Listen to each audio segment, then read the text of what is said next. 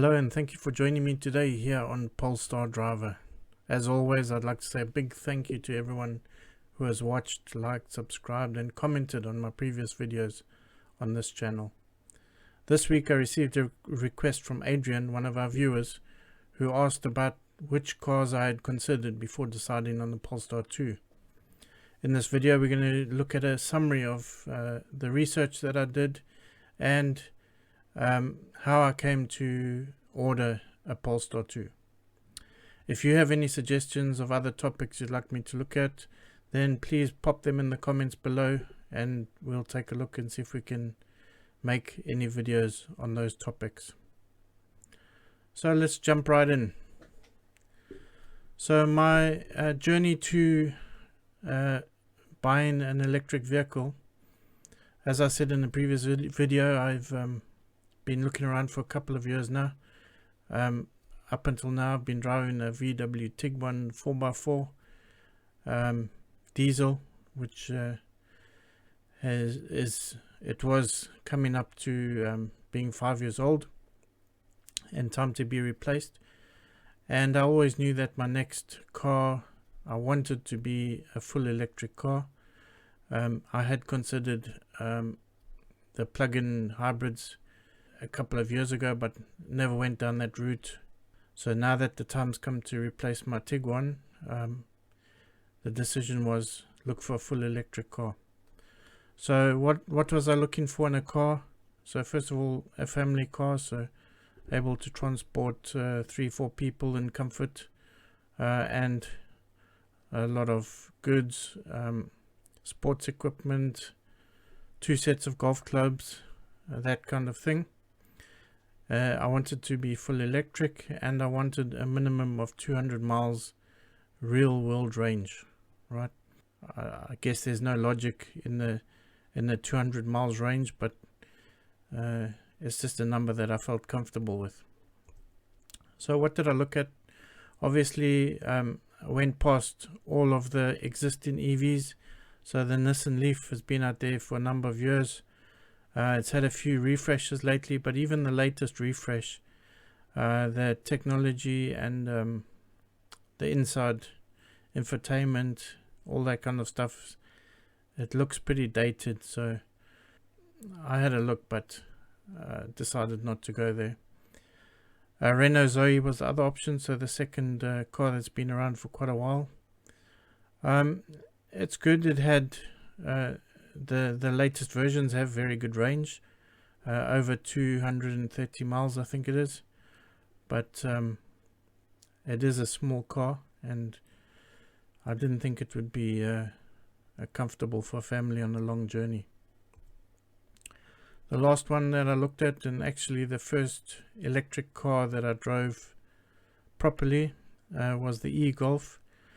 I managed to get a 24-hour test drive on this probably a year ago, and it was a great car. It drove like a Golf, it felt like a Golf, everything except the engine.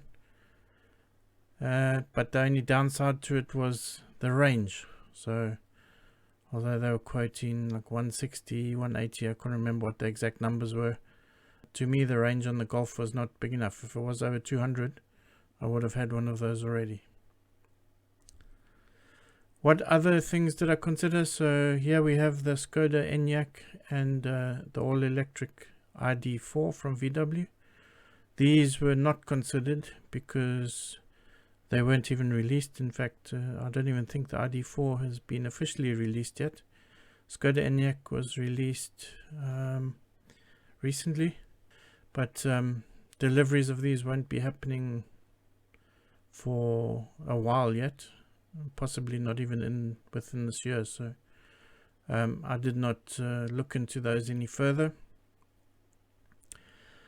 Then we get to the ones that were available. So on the higher end of the range, we have the Audi E-tron, which is a great car. Audi always makes good cars, and it's a great price also. So 65,100. When I spec this to have similar features that the Polestar 2 had, and the price is coming out 65,000, whereas the Polestar 2 ended up being 46,000. So 19,000 difference.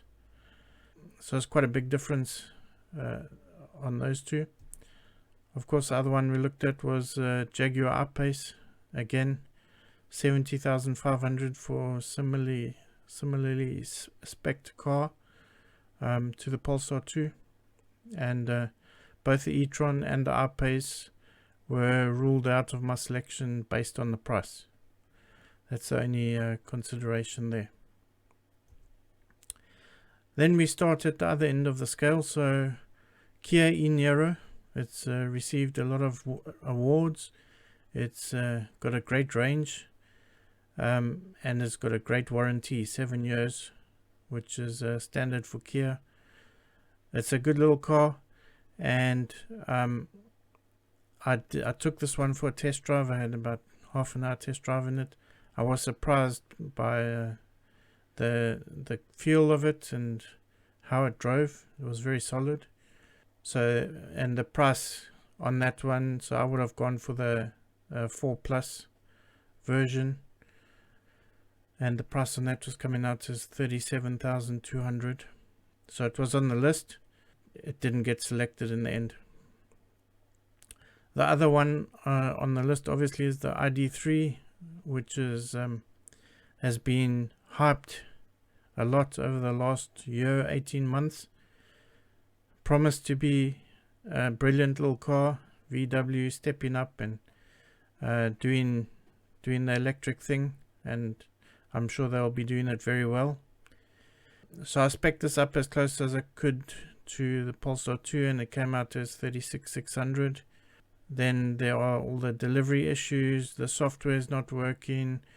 The deliveries are 3 or more months behind what they promised, and now they're delivering the cars to customers without all the features and software updates, because they're not working, and they're giving their customers 3 months of free motoring basically if you're on a lease because of these issues.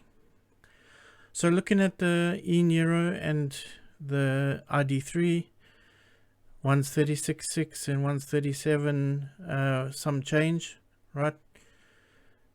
Taking a look at the prices, one step up from that, or not, should I say, not such a big step up, would be a Model 3, right? So the Model 3 standard comes in with 41,400, 4 years warranty, 250 miles range, so similar range to the others, and of course it's got all the Tesla things that go with it, including the software, the autopilot, and all those good things. Really good. And the question in my mind was, if I'm going to spend 38,000 on a VW or a Kia, why wouldn't I spend just a little bit extra and get a Tesla? So I started looking at the Tesla, obviously, and came across this, and it wasn't such a huge leap from a Kia or a VW up into a Tesla. So Tesla came onto my list, or my radar, and I looked into everything there. Then I got into the thing about, do I want a 2-wheel drive or an all-wheel drive? So I looked into the Model 3 long range, right, which gives you that extra range, so almost 100 miles extra range, plus it gives you the 4-wheel drive, and that took the price up to 47,900 for cash purchase, with a monthly payment of 544, which was similar to what I was paying for my Tiguan. So obviously, thinking the Tesla Model 3 long range is an option, I came across through a text from someone I know of the Polestar 2. Now, I had heard of Polestar before, and when I looked into it, the only thing available at that time was a Polestar 1, 150,000 pounds in the UK. But someone texted me about this Polestar 2. Have you seen it? Take a look. So obviously I took a look at it, and I found the Polestar 2, which came in at slightly less. What's the difference? A few £100 less than a Tesla Model 3 long range. It had the all-wheel drive. It looked good, and I was quite impressed. So I went and arranged a test drive. I went to Farnborough on a Saturday. First thing on Saturday morning, went for a test drive. Loved the car, and luckily I had also arranged a Tesla Model 3 test drive for the week after. But after the test drive that I did of the Polestar 2, I quickly phoned up Tesla and said, can I come the next day for the Tesla test drive? So I had a good back-to-back test drive of both cars to do a proper comparison. Both test drives were 30 to 40 minutes, so there was nothing, no benefit in either one, in having a long test drive with one and a short test drive with another. Both were similar. Both were on a mix of motorway, A roads, and urban driving. So I think that was a very good comparison. And at the end of the weekend, when I sat down with my co-driver and we said, which one do you think is better? Both of us preferred the Polestar 2 as a car, right? Tesla, you can't beat the software. I'm very impressed with the software on the Tesla, but from a plain car point of view, we really liked the Polestar, so we decided to go with the Polestar in the end. That's how I got to the point where I am now. It's now just under 2 weeks until I receive my car. Got my home charger installation set for the day before the car arrives, which is great. So everything's falling into place, and I can't wait for the car to arrive and get in it and make some more videos on how it actually goes, what the consumption is, what's going well, what's not going so well. We'll look at all those things when the car arrives. For now, thanks very much for joining and watching this video again. It's great to have you with us. I'd really like to hear your experiences, whether you have ordered a Polestar 2 or you're still thinking about it, or even if you just like finding out more things about different EVs. Whichever category you are in, send us your comments via YouTube, Facebook, or Twitter. Don't forget to like and subscribe this video, which will help us to get this information out to more Polestar, more people looking for Polestar information, and you'll also be notified when new videos are released. Thank you for watching, and I look forward to meeting you again next time.